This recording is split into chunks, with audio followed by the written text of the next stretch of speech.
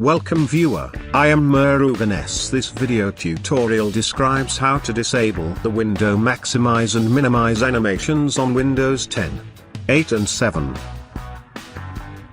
Type Control Panel on search bar.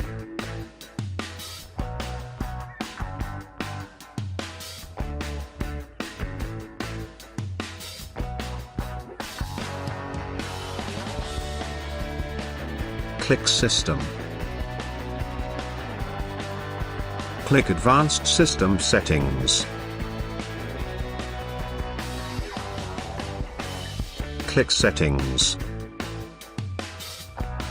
Click Visual Effects.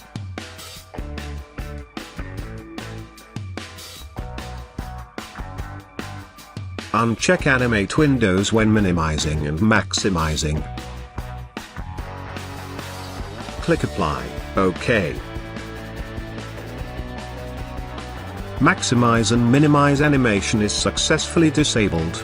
Thanks for watching. I hope this video tutorial helps to solve the problem. Please like, share and don't forget to subscribe my channel. See you next video.